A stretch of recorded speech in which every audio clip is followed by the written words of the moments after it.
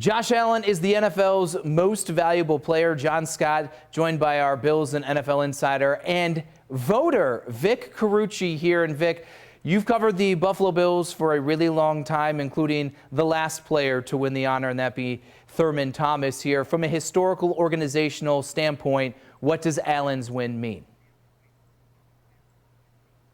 It means a lot, because when I think back on Thurman winning this award, the first thought that came to mind was how historic Thurman's body of work was becoming, how he was setting records that were owned by a guy named Jim Brown. And you thought of Jim Brown as maybe the greatest player ever in the NFL. And here is Thurman Thomas putting together these seasons that not only rivaled, but put him in that conversation in a very big way. So to think of Josh Allen as an MVP now, all these years later, it speaks loudly to how he is regarded as one of the game's very best, and I mean all-time best. I mean the kind of best that when we look back on the eras of the Buffalo Bills, he's going to rank right up there. And that hasn't happened at the quarterback position, of course, since Jim Kelly was on this team. We knew Josh was really good, but this is affirmation, confirmation that he is all-time good.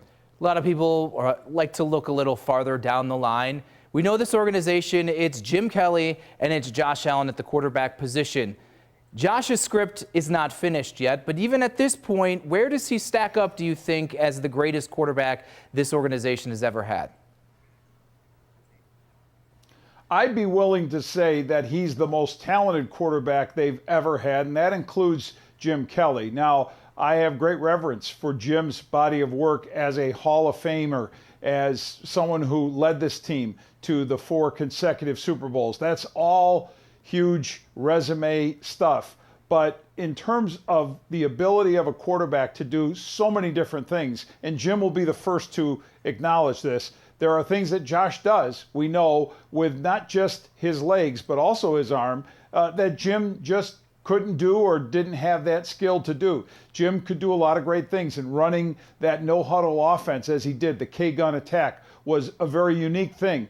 But in this era of quarterbacking in the NFL, there are a lot of different components to the game that I think are different than they were when Jim played. And yeah, there are some basic comparisons you can make that are similar, but as far as a guy with Josh's size, speed, athleticism, instincts, the whole package speaks to a level of greatness that honestly no other quarterback who's worn a Bills uniform, and very few who've worn NFL uniforms, have.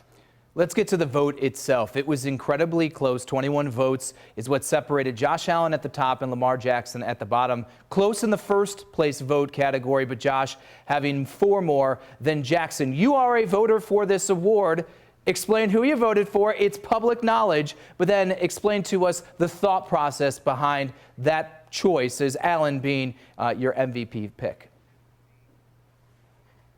It's such a relief now that this has been announced, and the rules of the Associated Press for the voters was don't talk about your vote until it's public. Well, it's public, and I can tell you I voted for Josh Allen. I also voted for Josh to be first-team All-Pro. Lamar Jackson was second-team All-Pro on my ballot, and on the MVP voting, those individual honors, you are to vote for 5 individuals. You rank them 1 to 5. That included, Coach of the Year, comeback player, all the other categories.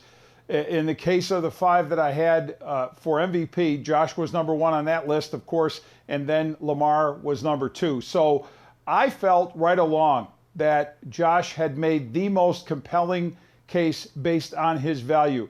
I never saw this as strictly a statistical honor. Yes, Lamar had the better numbers and the best numbers that he had even in his previous MVP years, and there were arguments that were made that on that basis he should be the MVP. I never thought it was that simple. I thought you had to really look at what the player's impact on his team was and what the whole team looked like. And in Josh's case, he did more with less than Lamar Jackson. He absolutely elevated the players around him in ways that I've not seen a quarterback do on any team for a long time. Yeah, you could make some Tom Brady references here with some of the changing receiving core that he had through their Super Bowl years. You could say that about some other players. You could say it about Patrick Mahomes, frankly, in the Super Bowl with a different looking receiving core.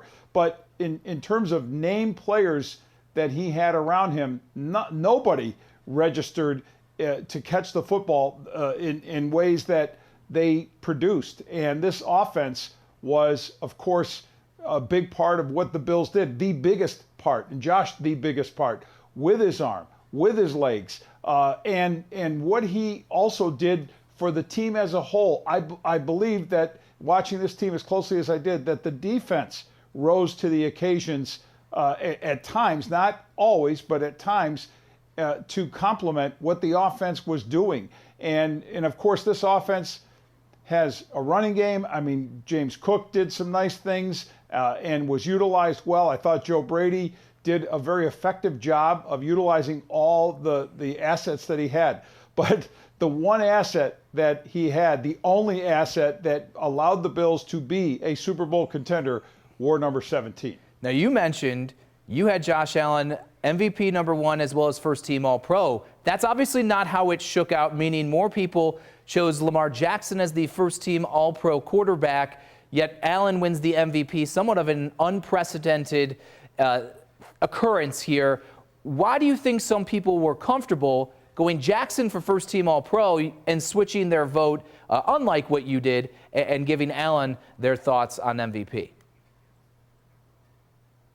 This is so interesting because it broke nearly 40 years of history where this has last happened, I guess, and rarely does it happen. Usually that first team All-Pro quarterback is going to be your MVP. But what I thought might happen, and I said this to some others about this, was people would look at their voting for All-Pro, and those who thought Lamar Jackson should be the first team guy could make the case that the value to the team was a little bit different, that it was a different type of category, if you will, subcategory of voting, that you pay attention to the reasons why that player is the most valuable. And I understood that it would be a split vote, that it would be pretty darn close, because if you're voting for a guy to be your first team All-Pro, as most of the voters did in Lamar Jackson, the likelihood is you were going to go down the full road and say, yeah, and he's the MVP too. But I thought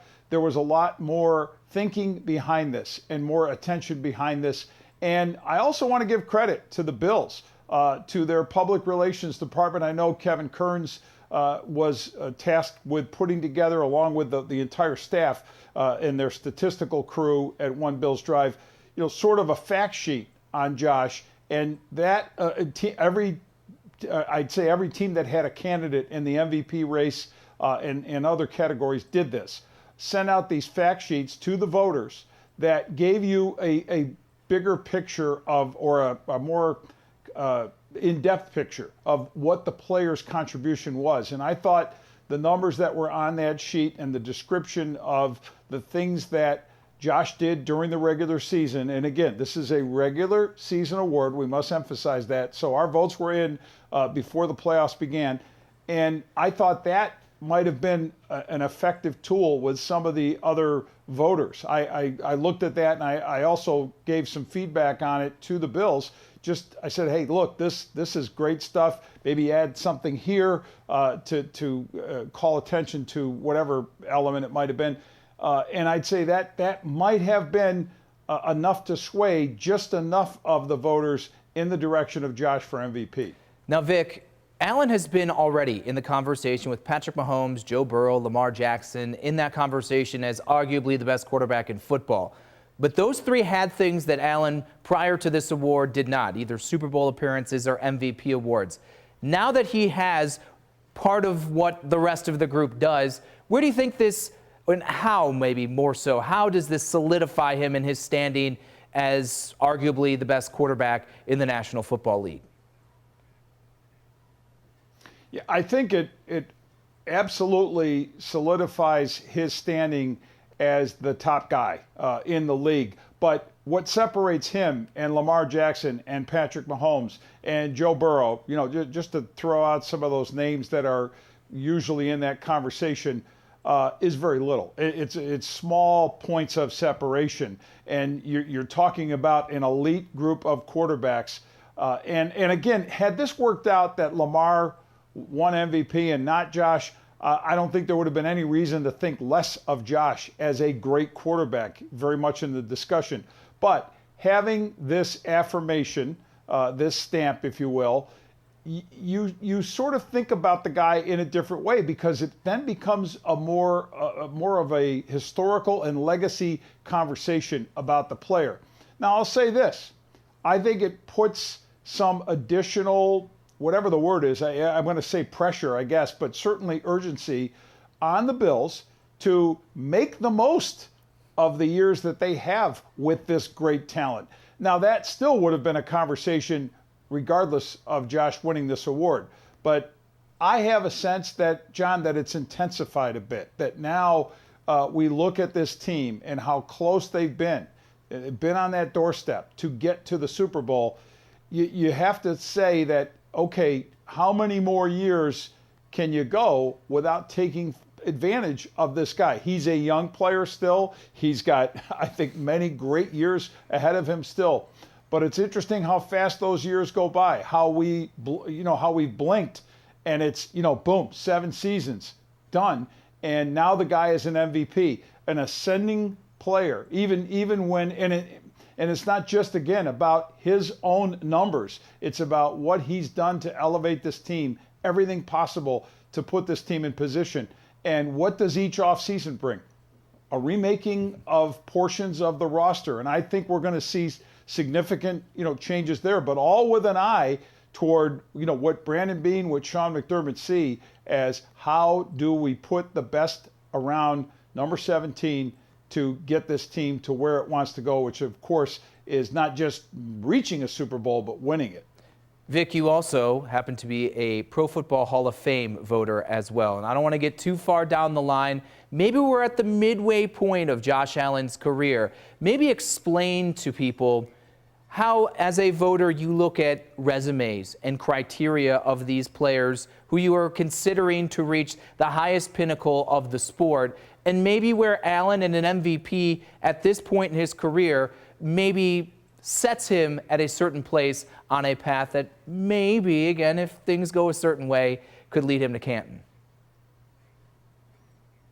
Well, it's interesting, John, this most recent voting process that we had as Pro Football Hall of Fame voters, the biggest, maybe, or one of the biggest talking points to emerge from that is that Eli Manning, who was up as a first ballot possibility, didn't make it. And I won't go into detail. We are bound to not reveal the details of the conversation, but you could take it at face value. He was a candidate. He didn't get in. And his resume. It includes 2 Super Bowl MVP performances. Wasn't a league MVP guy, but certainly rose to his best, as his teammates did with the Giants, to win those Super Bowls. And against the New England Patriots, of course, and we know, the iconic and dynastic team that they were at that time. So I'm using that as an example, and also to tell you those were difficult conversations to reach the conclusion that he did not make the final cut for the 2025 class of Hall of Famers, to say that it isn't just these honors that are the be-all, end-all. It will matter. It puts Josh certainly in a conversation for this era. But we have a long way to go to see where this will be toward the end of the end of his career. And we obviously know the nature of this game. It's very unforgiving. But all things going well from a health standpoint and from an overall team standpoint, that he has more years ahead of him, and those years will include appearing in Super Bowls, possibly winning in Super Bowls, and I'm purposely using the plural of that to say, okay, that will be built into the resume. But you've asked me how it will affect the thought process. I already think he's in the conversation, and that's not going out on any limb, for a future Hall of Fame possibility. And we know with Patrick Mahomes, you could say that's been stamped for him clearly.